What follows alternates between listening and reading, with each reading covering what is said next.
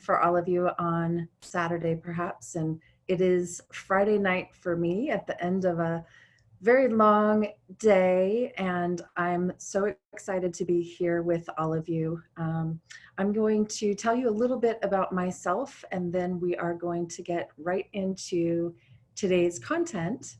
And I wanted to give you just a little bit of background information before we get started. I have had the pleasure of working with EO now for, goodness, probably about 8 years. I did my first speaking engagement for EO in Los Angeles and was speaking about my book, The Sharp Solution, right after it had come out. And that book ended up hitting #2 on the New York Times bestseller list.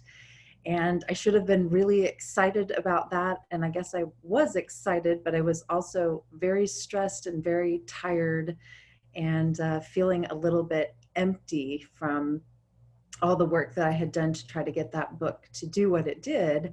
And I had such a wonderful time with the EO chapter in Los Angeles. I was just very authentic about my journey and the success that I had had and the challenges that I was having.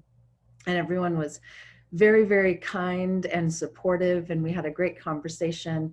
And I remember saying at the end of it, I wonder if there's people like this where I live. And it turns out there are people in EO where I live in San Diego, California. And I've had the pleasure of getting to work with EO members now all around the globe.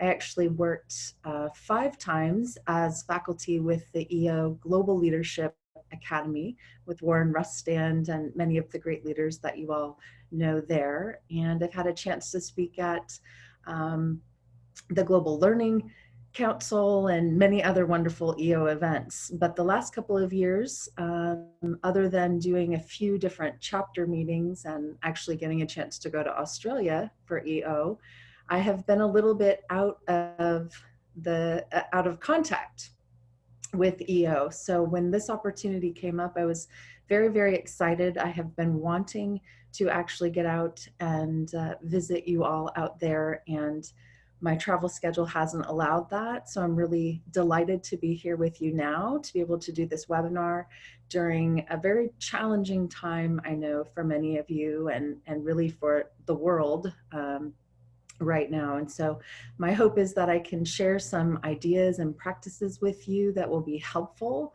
and also give you some understanding about stress and the impact that stress has on our brain and our body. And I really want to encourage and empower you to do a few things that may be helpful to you, especially during difficult and out of control circumstances.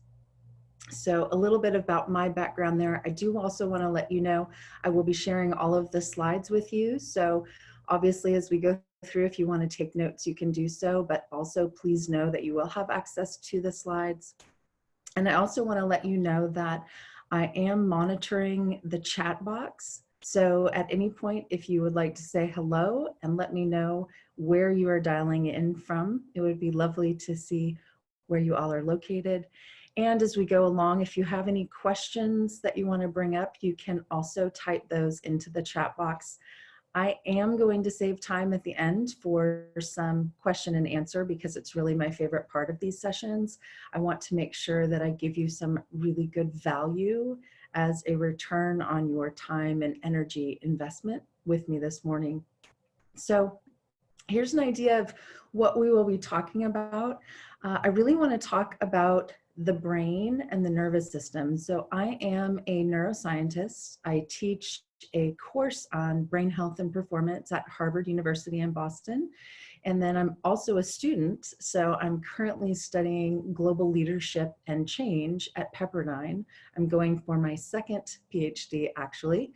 And so I'm very fascinated with how the brain shapes our perception of our circumstances. My area of research and expertise is really the intersection between stress and the brain and things like trauma that we experience throughout our lives, but also the chronic day-to-day stress that many of us struggle with on a daily basis.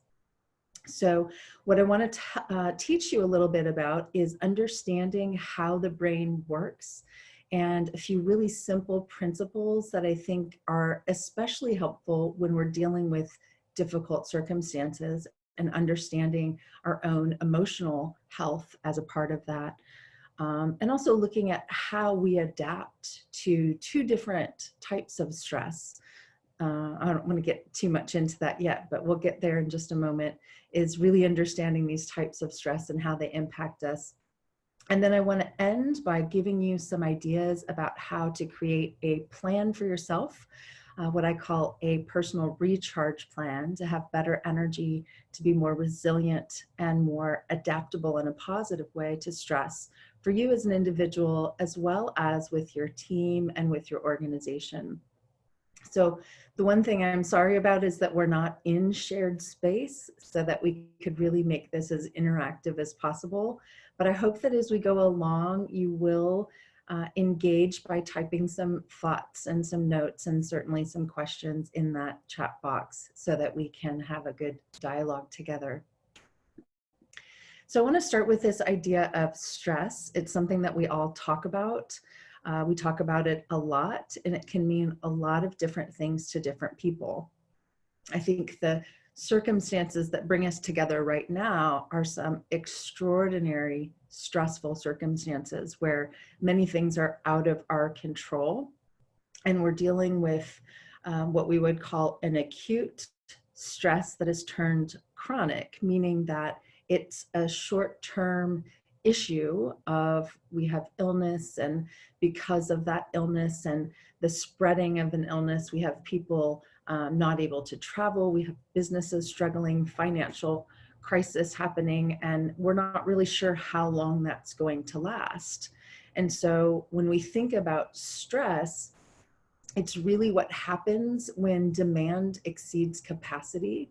If there was a simple definition, I would encourage you to just be thinking about that stress is what happens when demand exceeds capacity, and it's different for all of us. There's physical, emotional, mental, spiritual, and even social impacts from stress when that demand gets to be too much for the capacity that we have. And I would say even things like illness is, in a sense, a type of stress. There's something coming into the system that's demanding of our immune system to be able to try to adapt and heal from.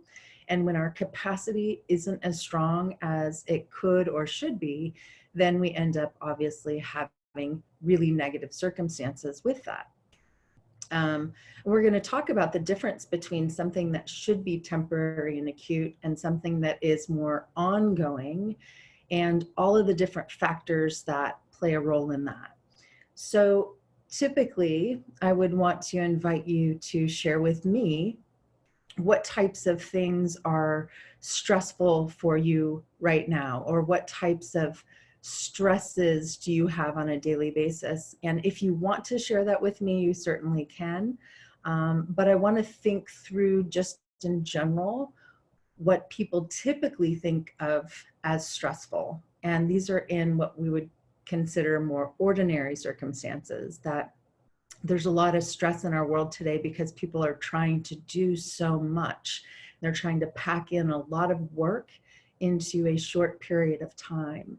And so because of that perception that there's not enough time to get it all done, our emotions change and we tend to get feeling more irritable or more frustrated. We can have a short temper with the people that we care about, and we can act in ways that aren't really aligned with how we want to show up. And so I recently did a survey of 38,000 people, trying to really understand on a daily basis what people find stressful. And the number one thing, now again, this is outside of extraordinary circumstances like what many of you are dealing with, on a daily basis, the number one thing that stresses people is the perception that there's not enough time to get it all done. And so we often wake up in the morning feeling like there's not enough time. We go to bed feeling like there's not enough time. And the pressure of that time urgency has a big impact on our brain and on our nervous system. So for others of you, again, thinking about maybe your circumstances on a day-to-day basis before this virus outbreak happened, and there was so much disruption about that, there may have been things that you found stressful just in the pace of your life and the demands of your business. And these are huge demands, and constantly with the use of technology, trying to get more and more and more done in less time. Now we have extraordinary circumstances. So in addition to what may have already felt like a lot of demand and maybe not enough capacity, you have extraordinary circumstances. So someone shared a great example with me here about just needing to be separate from other people. What's been really interesting in my research and my studies right now, especially looking at global leadership and change, is watching what has been happening with social relationships and connections, whether it's through business or with families. In a circumstance like this, is we have wonderful technology like this where we can share ideas and information, but we do miss something when we're not able to be in someone's physical presence. And so when we are quarantined, for example, or when we're told not to travel, or we're having to cancel things that maybe we were looking forward to have pleasurable experiences, that social isolation and lack of knowledge of what's happening and really being out of control of our circumstances is incredibly stressful. So I want to make sure that I'm being careful not to minimize the stress of something that is extraordinary circumstances. And we see this a lot with natural disasters or illnesses or the loss of family members. Also caring for family members. If you have aging parents, we know that caregiving is one of the most stressful things. And a lot of this comes from that feeling of being out of control. At the same time, if we look at that demand capacity ratio, there are always things we can do to build our capacity, even when we can't eliminate the demand. So again, not to minimize the demand that's happening is real, and we all need to take caution and be very careful about protecting ourselves and our health and our employees and our families. At the same time, there is control in the ways that we take care of ourselves and the way that we nurture our relationships, even if we can't be face-to-face with other people. Something interesting I'll share about the social isolation is that studies have shown that feeling isolated is actually worse for your health than smoking cigarettes, which surprises a lot of people, because that perception of being alone is a massive demand on our energy, and it's also a lack of capacity. So there's three primary ways that the brain engages in the world around us. We either avoid something stressful, we approach something that's rewarding, or we attach to other people. And it's in that attaching with other people and bonding and having social relationships that we actually increase our capacity. So when we can't do that, obviously there's a loss and there's a stress on our system that we need to be very mindful of. How are we going to recharge that part of something that we really need? How do we engage with people when maybe we can't travel or be face to face? So these are some of the things that we will take a look at. You may have heard of the stress response before, and this is the biological mechanism of the nervous system. We often think of this as a fight or flight reaction. This is primarily adrenaline based, and it helps us to react to these threatening situations. Now, in a situation like what we're dealing with right now with the health situation and the travel and all of the things that are out of our control, our biology still has this same reaction of adrenaline. And the adrenaline and other types of hormones in our system will actually change the way that the brain perceives our circumstances. So I want to talk through that just a little bit so that you can understand why it's so important to really learn how to master the stress reactions. So there are 6 primary stress reactions that are balanced by a recovery or recharge reaction. And the fight or flight mechanism is the one most people know about. This is adrenaline based, and it only stays in your system for about 30 minutes at a time. So you either get energy you need to do something about the stress, or this changes to a slower reaction system that is based more on cortisol, called freeze or faint. And in this set of reactions, this is where we can start to feel like our memory is decreased, or we're feeling more irritable. It can also be where we feel tired or start to get a little bit ill. And with some people, we will actually have a faint situation. So I personally have a condition called vasovagal syndrome. And that means that when I'm overactivated or overstressed, my system will actually cause me to pass out or lose consciousness. And that's happened since I was a small child. So I've had to really learn how to understand this biology so that I wouldn't get to that particular point.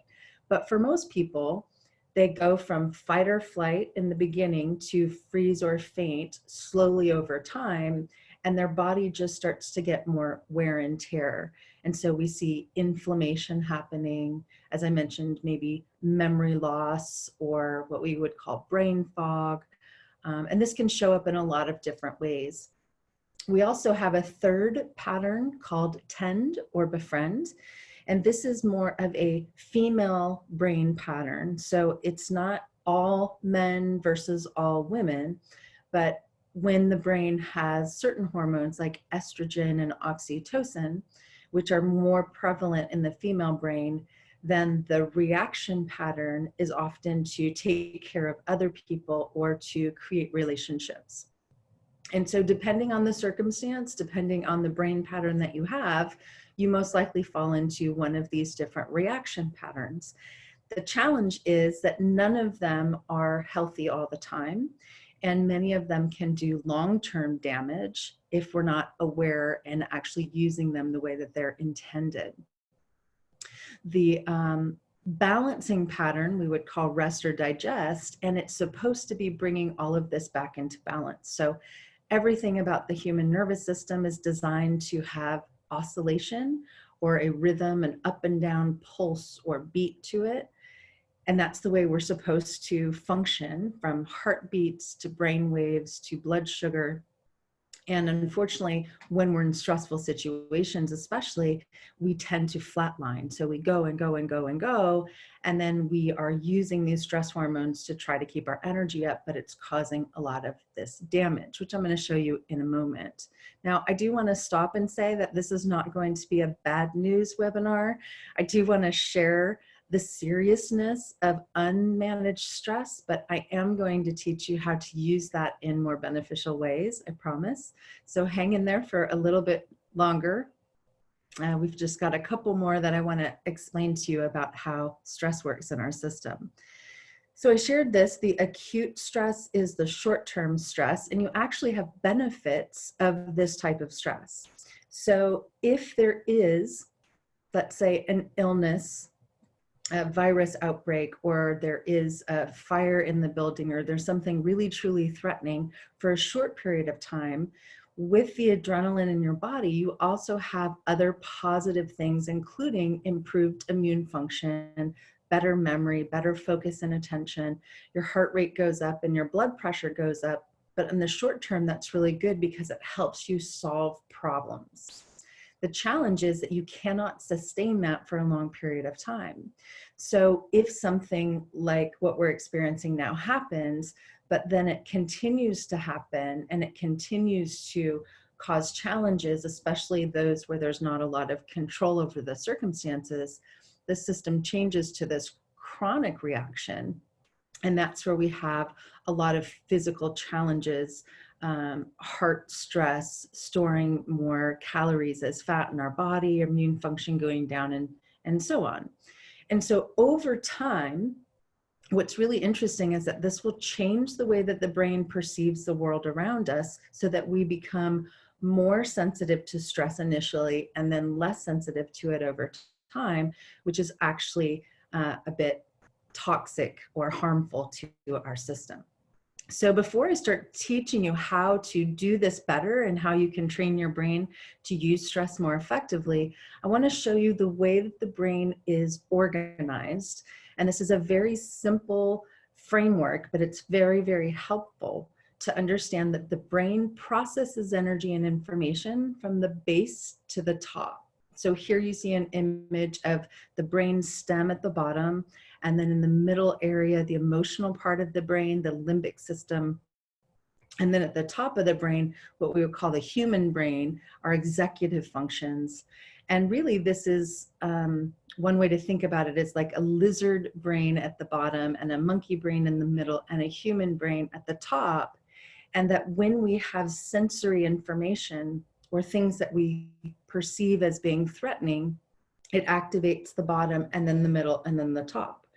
And the reason that this is important is because oftentimes we want to think logically or rationally to make the stress go away and try to problem solve, while at the base of the brain, we're sensing information that is disruptive or out of harmony or out of alignment. This is why, by the way, so many traditional practices, spiritual practices, especially traditional Oriental religions and spiritual practices are all about this harmony and bringing into alignment the heart and the brain and operating from this place of balance between dealing with stress or high levels of energy output with recovery or energy recharging for our system. And this oscillation pattern is so, so critical for everything that we do. So I'm going to show you, I'm actually going to stop share for one moment because I need to make sure when I share again that I have the audio connected. So I'm going to do that now. I'm going to bring you back to the share screen here. And I'm going to show you a video. It's a short video that's going to give you a sense of what happens when there is this disruption between what the brain is perceiving and sensing and maybe what we're wanting to do or what our heart is wanting to do. So watch this short video and then I'll ask for some feedback on this. Here we go.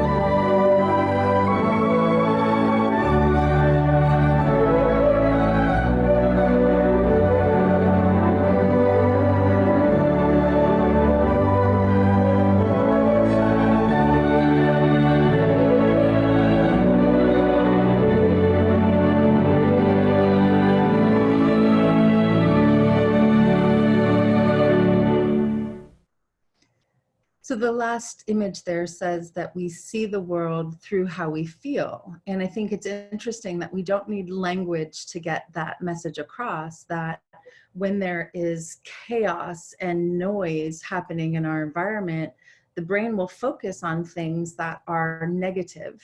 And when there's rhythmic melody that we're listening to, that the brain will focus on things that are more pleasurable.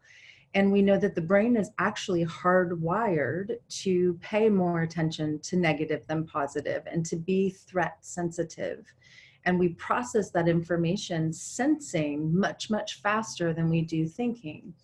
And so in circumstances like this, where we're dealing with a lot of challenge, we can use that to our benefit by actually using sensory cues and sensory processes to calm our nervous system and really quiet our body so that our brain and our mind can operate more effectively.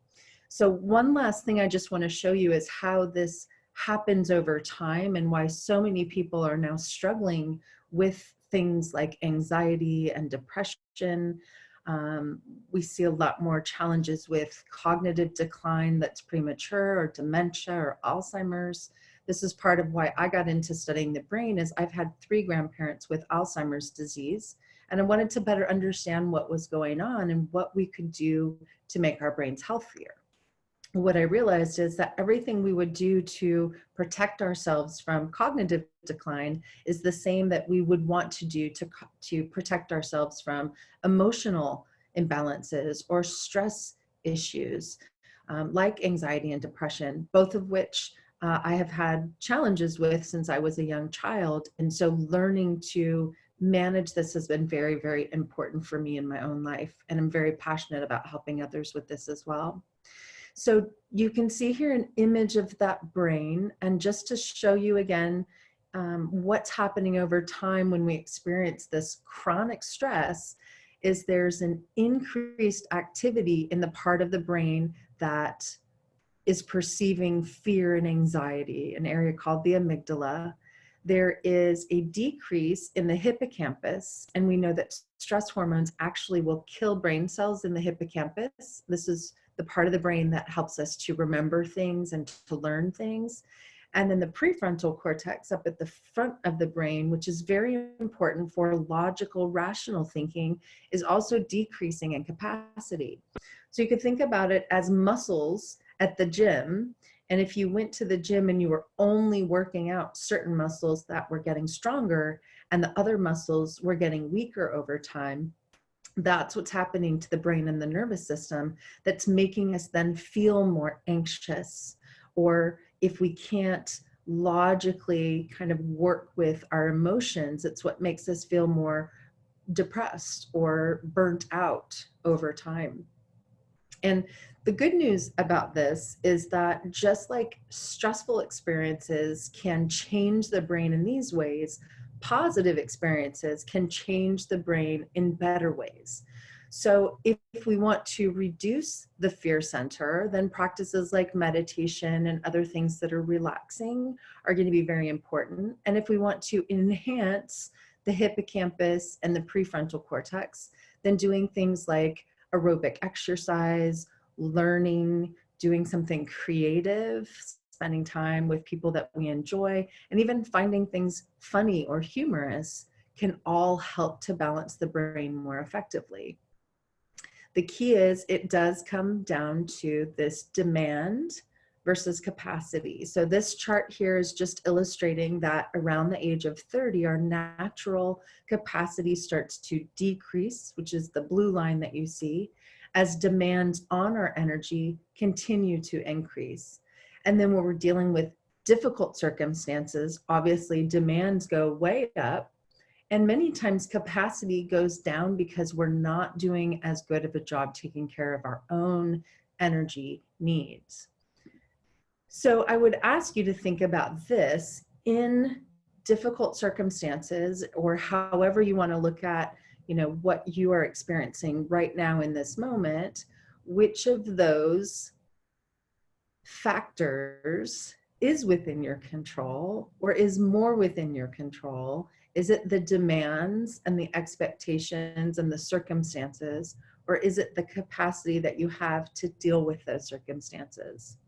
And sometimes we can change demands. Sometimes we can minimize our workload, or we can maybe manage our time more effectively. But oftentimes the only thing we can control is the capacity we bring to that time. And again, I don't want to minimize the demands are real, and they are challenging, and they are difficult. But even in those moments, there are things we can do to try to grow our capacity. So Andreas asked a great question here about what does energy mean? And I would suggest that energy is going to be your resources to deal with the demands. And resources could be physical, emotional, mental, spiritual, or social. I have a chart that I often show that has each of those 5 dimensions listed because they all contribute to how we show up. You could also think of this as your energy of your body, of your mind, of your spirit. It could be physically, how energized are you to be able to just feel positively charged in your body. It could be mentally, how focused you're able to be in the moment, or emotionally, if you're able to see things more positively. It's really the quality of the energy that you bring.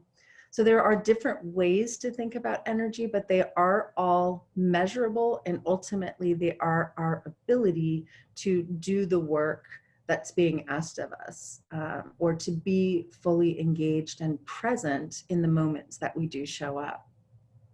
So I have an activity I just wanted you to think through, and that is an energy audit, and maybe this will help with that as well, is thinking about how you spend energy and how you recharge your own energy.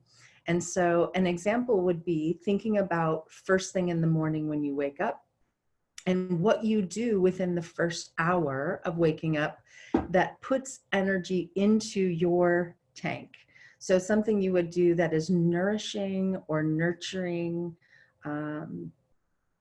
energizing. It's such an interesting word because I'm thinking, you know, how do you explain energy other than energy?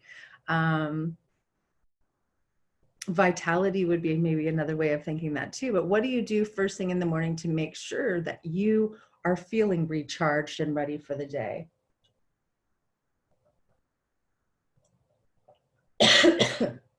Excuse me. And then similarly at night, what are you doing to make sure that you're putting your brain into an optimal state to be able to rest and unwind so that you're not thinking about work, or you're not feeling maybe tired and wired at the same time? I'm not sure how that will translate, but many times we feel tired or fatigued, but also wired and activated because we can't turn off all the things we're thinking about that we need to be doing.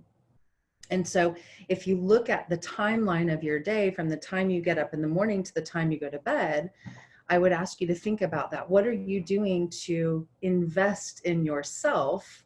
And are you doing that often enough so that your pattern looks like those waves of oscillation? So again, would love to see in the chat box for those of you who want to type something in, do you have morning rituals or morning practices that help you to get focused and centered and connected to what matters most to you?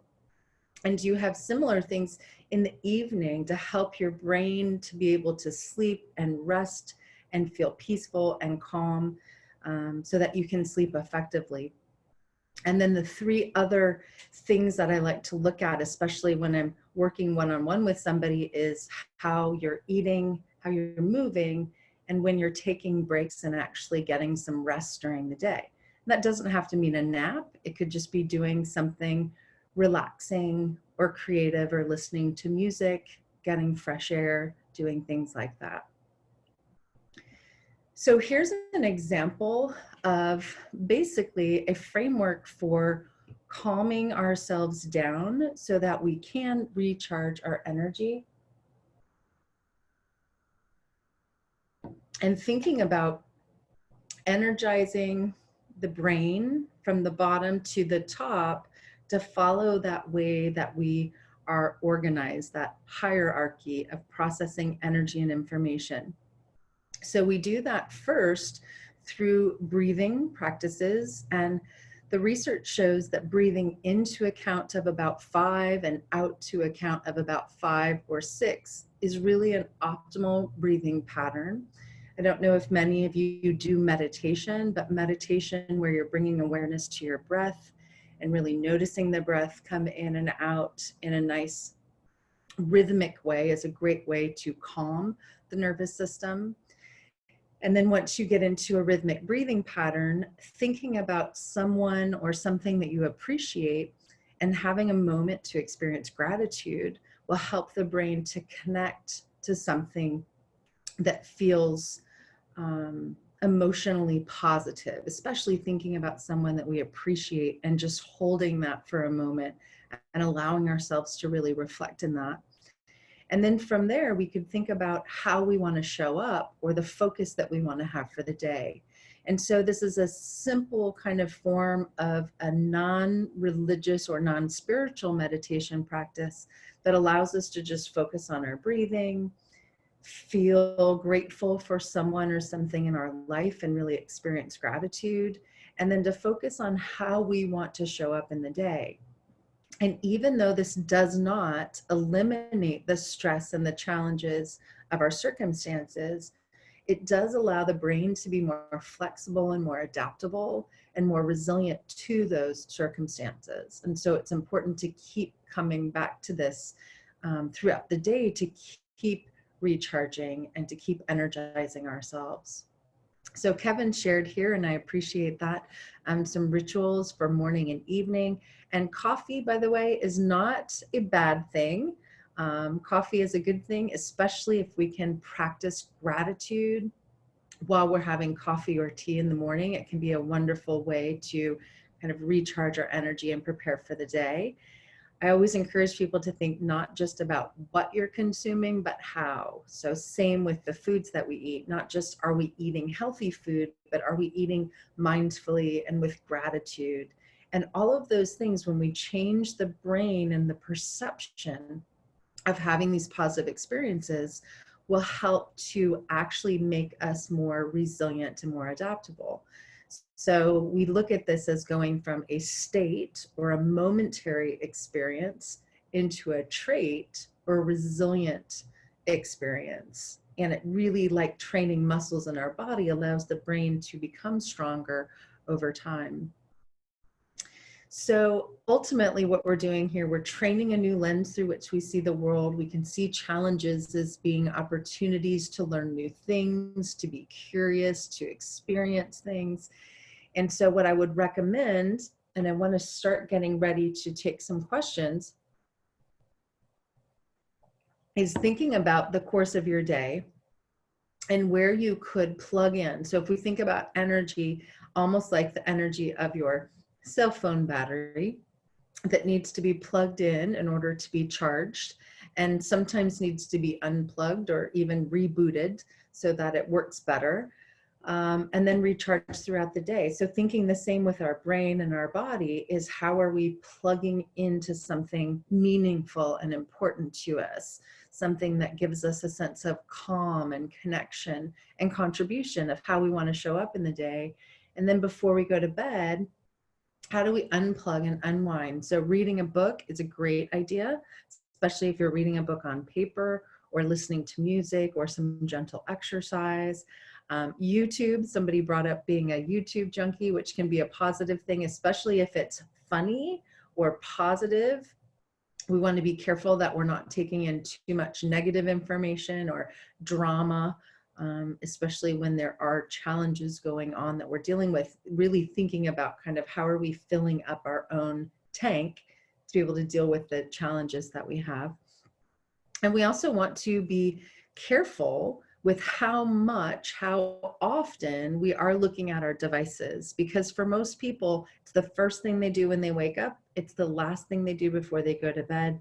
It is very stimulating, and we have constant access to information. So the brain gets very addicted or hooked on that constant connection.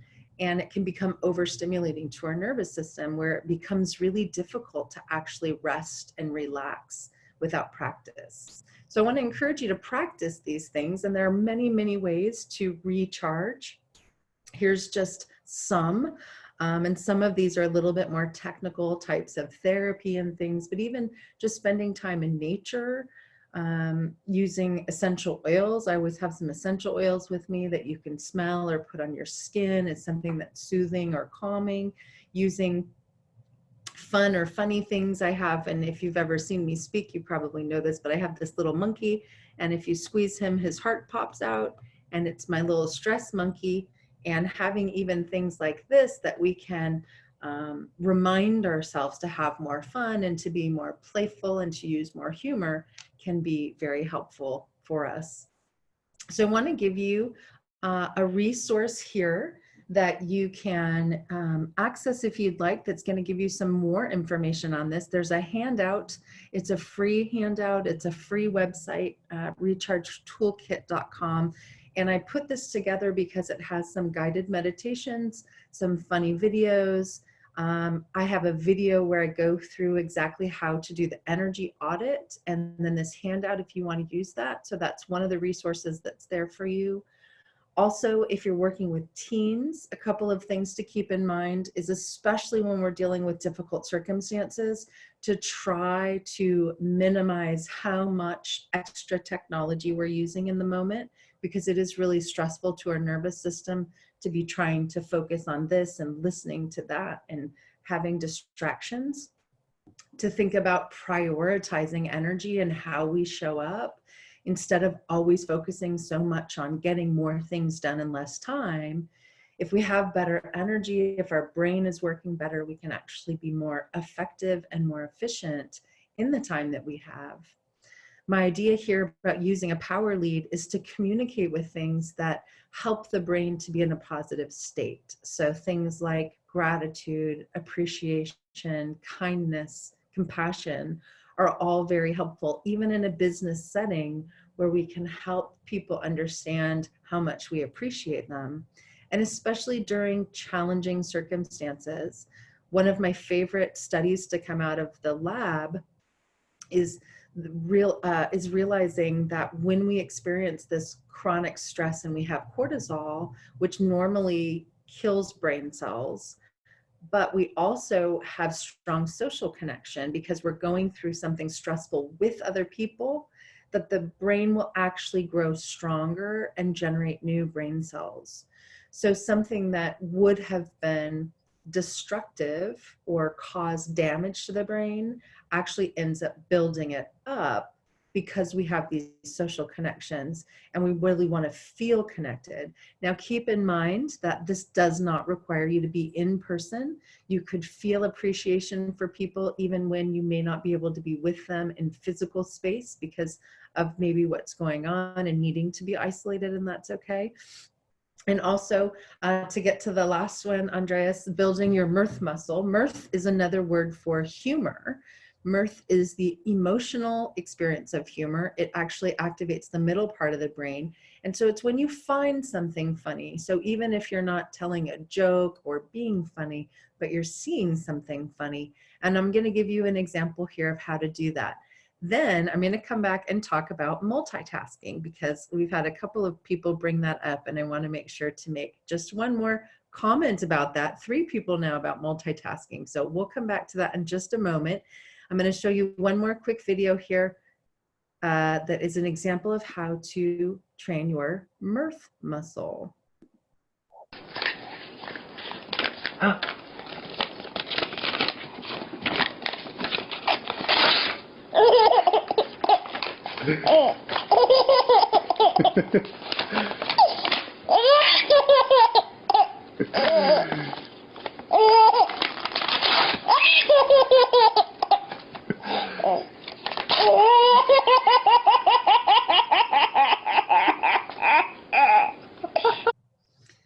So I thought it would be fun to show that example, because there is no language that works better than laughter for communicating a message.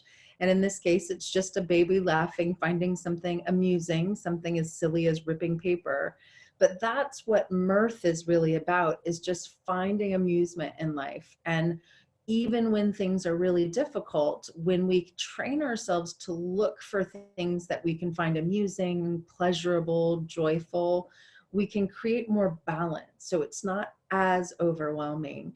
It doesn't minimize that there's difficult things going on, but it again builds our capacity to be able to cope with those challenging things. So we're going to stop and take some questions. I want to give you my email address here, my website. The emails do come directly to me. So if you have questions or if there's anything I can help you with, please do reach out to me and let me know. I do want to touch a little bit on multitasking, and it is not surprising that multitasking is energizing, because stress is energizing. So just to understand that just because something feels energizing doesn't mean that it is good for you. In fact, sugar, caffeine, drugs, there's a lot of things that feel energizing but are toxic to us over time because they're not the way that the brain is really wired to perform at its best. So multitasking can cause this sense of urgency that feels good to get a lot of things done, but it actually minimizes our effectiveness. And the key that I really want you to understand is that over time, it wears out your system faster. So think about it like if you were to go exercise in the gym and you exercised every day all the time, you would never actually build any muscle. You would never actually get in better physical condition because you would be constantly stressing or breaking down muscle tissue. And so it's really difficult because we've become addicted to the feeling of multitasking. And I find myself doing the same thing, even though I know how bad it is for me. When I'm trying to rest, I don't like how it feels when I'm tired. And so I want to check my phone or do an email or do other things. And that feels better, but it is harmful for us. And the studies are very clear that when we're multitasking, we're not as effective, we make more mistakes, and we wear ourselves out faster. So I do think that the challenge is time management. I just want to emphasize again that we all have only a certain amount of time in the day to get things done. And most of the time, we try to put more into that time than is humanly possible to get done, especially as entrepreneurs. So it's really important to just understand that we can't get more time, but we can get more energy to bring to the time that we have. And it's one of the reasons that I enjoy teaching with Warren Rustand as often as I've been able to do, is because both of us really value that idea of bringing the best of what you have to the time that you have. Now, the difference I will say is that Warren, if you've ever met him or worked with him, feels like he has energy all the time. And I would say that most of us need to recharge and rest and make sure that we're sustaining that energy more regularly. And everybody's different. Some people can sustain energy for longer periods of time, and other people, especially if they're more sensitive to stress, are going to have to oscillate more frequently. So I think that that's important to keep in mind. So with a few minutes left, I could keep talking about a lot of different things, but I would love to open it up. If anyone has questions or things that I covered that you would like for me to share more information about, I just want to create some time and space now to do that while I have this time with you. I'm going to take another drink of water, and you can just type your questions in the chat box if you have them. And if we don't have any questions, I'll give it just a couple moments here so people can have a time to type those questions in. But if we don't, then we can end early, one of my strategies.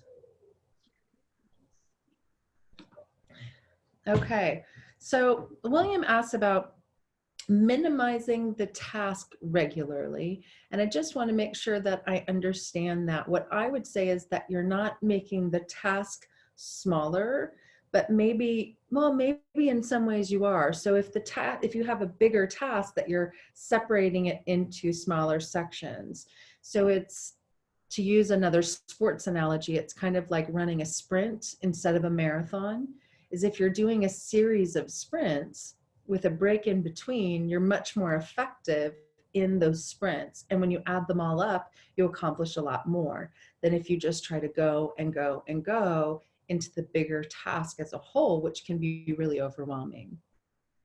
So some of the recommendations, I know I did have one slide on here, and some of them probably looked a little bit more technical, but things that I really like for recharging include listening to music. I mentioned using aromatherapy, getting outside and spending time in nature if you can. Also doing things where you find things funny. It could be watching a funny video or listening to a podcast. Doing something creative can be really helpful. Reading a book on paper is nice. I personally watch a lot of movies or TV, but I try to make sure that it's positive, uplifting messages and not drama or really intense things, just because there's so much intensity going on right now. So Sophie asked about feeling more connected and social in an isolated environment. I think that's a really difficult one. And I guess I would think about that in a couple of ways. One is that the experience of thinking about people that we care about, being grateful for people that we care about, even things like writing handwritten notes or letters can be really impactful and help us to feel connected to people.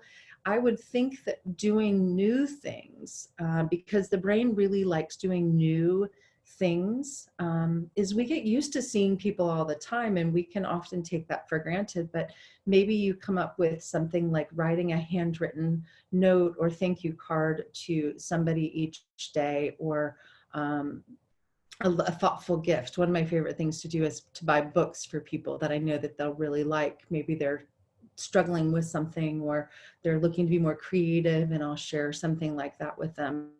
I think it's important to realize that we can feel connected even when we're just reflecting on what we appreciate about people.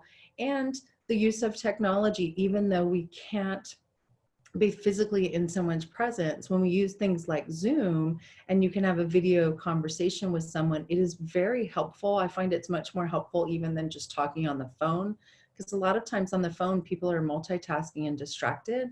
But when you're really face to face, and if I could see all of you, it would be a little bit easier as well to feel that connection and see that nonverbal communication as well. Yeah, so we have a couple of questions about kids, and I would say to really be thinking about that sensory processing, especially for children. So I'm going to go back to the image of the brain where I said to calm, connect, and contribute. And there's different ways to look at this, but especially kids, their brain is not fully formed yet. So you can kind of take the top part of the brain that we call the human brain, just take that offline. It doesn't actually fully form until around the age of 20. So certainly these younger children are really operating mostly from that lizard brain and monkey brain. So kids really need to feel a sense of safety. And a lot of that can be done through sensory things like touch or massage, physical exercise, play is very important. Kids also really tend to like essential oils, and you can use oils or even have the kids get involved in a creative way of making essential oil blends, which can be really fun. And there's lots of different books that can kind of teach you how to put blends of oils together, and they can smell them and kind of enjoy. Be very calming to the nervous system to use essential oils. I think that physical exercise and activity is also very important, because especially when we're dealing with stress or things that feel out of our control, being able to actually move our bodies releases a lot of that stress and tension. And certainly breathing. So there are some great books out there and some great techniques about teaching kids how to breathe and really pay attention to how it feels in their body to breathe. I'll tell you one more fun thing with kids is to ask them what they find funny.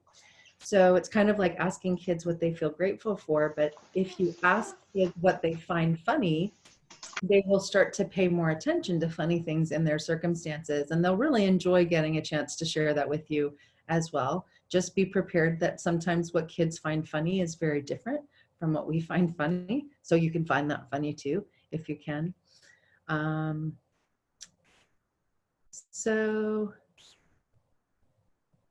Yeah, I think Willie makes a really good point here. I mean, I guess in kind of wrapping all of this up as we get ready to close is just realizing that even when we're in circumstances out of our control, what we can control is the way we experience the positive things. And I think sometimes we have to really look for those. Again, I want to say that when we look for positive things, it doesn't make the negative things go away. We know that there's a lot of challenges happening right now, and those are very real. And we can feel more able to cope with those when we realize there's good things too. With all the negative going on, there are still kind people. There are still creative expressions we can do. We can get together like this, you know, tonight on a Friday night for me and Saturday morning for you, and have a moment to share some things that we could do a little bit better to help ourselves, to help our loved ones, and to really have a positive influence on the world. So I think during a time where there's a lot of chaos and confusion, one of the best things we can do is to really try to stay connected and grounded to what matters most to us and how we can be kind to other people. I would also encourage you to think about practices like self-compassion, where you're also kind to yourself, because a lot of times it's easier to be kind for other people who are struggling, but we get frustrated with ourselves for not being able to do things quicker, or, you know, to be stronger in these difficult times. Self-compassion, just understanding that we are all human and we do all struggle, and then really just wanting peace and love and kind for each other can be a great practice. So with that, for those of you who do like doing meditation, I will also mention that there's a free app, and you may be familiar with it already. I don't know if it's available everywhere. It's called Insight Timer. So for those of you that just like to kind of sit back and listen to something like a guided meditation, I have some free meditations on Insight Timer, and one that just came to mind is like a loving kindness meditation, or even just a patience meditation for yourself. Those types of things can be helpful, especially when you're kind of feeling stuck, not sure what to do, and it can be helpful to just listen to someone else kind of guide you through those practices. So our time is up for now. I want to thank you all again so much for joining me this morning. And I do hope to get a chance to connect with you all and make a visit out there at some point. I wish you all the very best, and my thoughts are with you. If there's more that I can do, again, you have my email address, so please feel free to reach out to me. It is an honor to serve all of you. So I hope you have a great day today, and thank you again for your time and your energy.